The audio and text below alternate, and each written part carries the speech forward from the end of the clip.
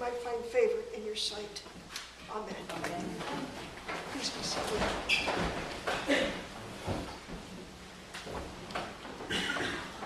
Prophets are not without truth. That is what makes a prophet powerful, perhaps even scary, and despised by many and loved by few. And making friends with a prophet is seldom heard of.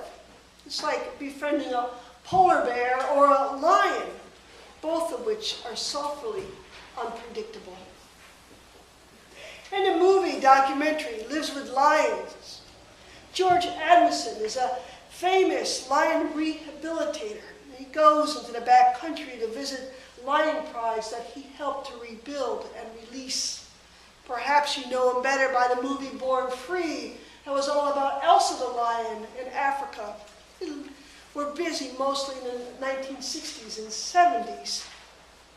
But normally when George went into the wilderness after these lion prides had grown up and gone back to the wild, he would keep a distance from them, but observe them.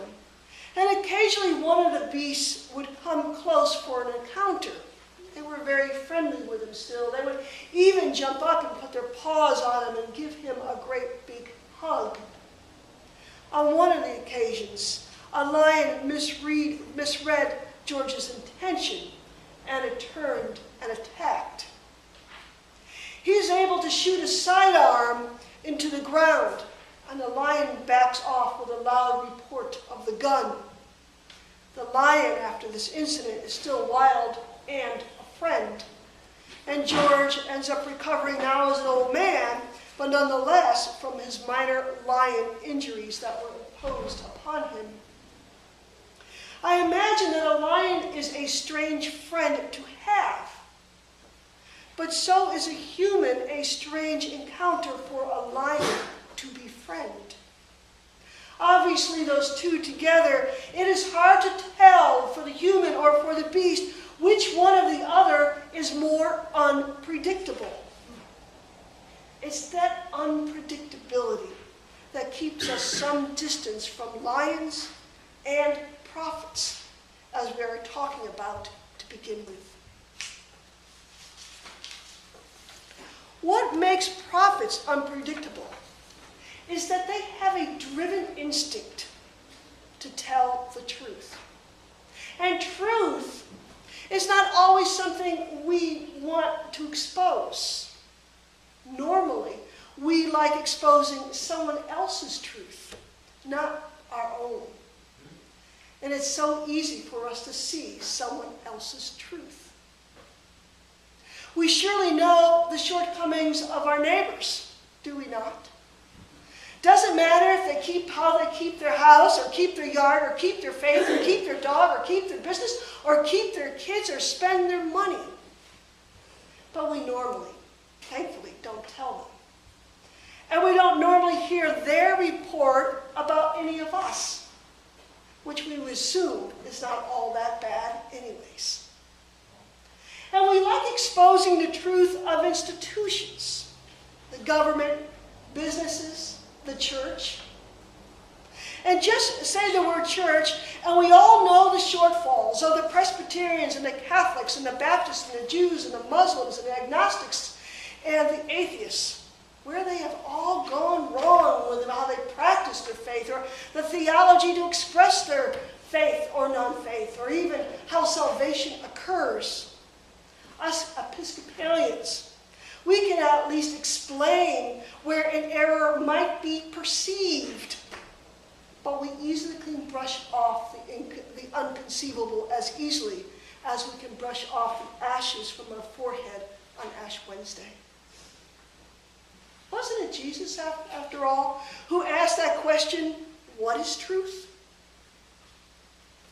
But what is particularly scary in our gospel reading today is that Jesus, here at the very beginning of the Gospel of John, comes into the temple, not as a learned teacher, not as a healer, not as a friend of women and children, but he comes in as a prophet.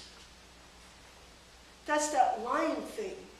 Is Jesus friend or foe? and Jesus breaks up the outer core of the temple in Jerusalem. He turns those tables upside down. The coins scatter all over the floor. The doves are clucking and flapping and feathers all over, and sheep and cattle are darting in all directions. And the money changers panic, running, leaving behind the prophets, as in their coins.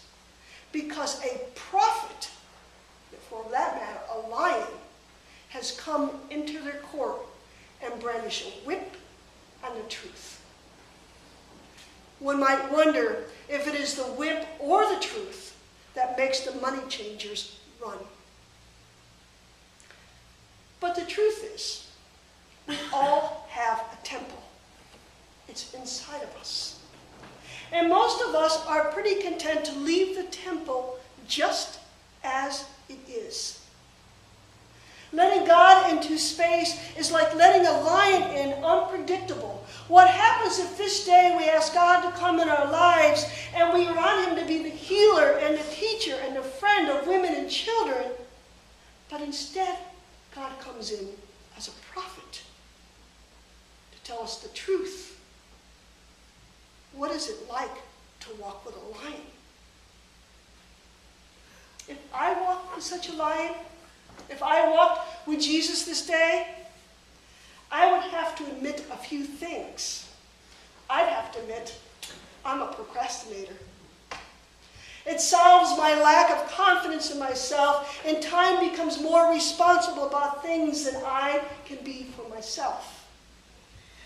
I'd have to admit that I often believe if I learned one more small piece of trivia, I would have the answers for more questions in life, when really listening would teach much more.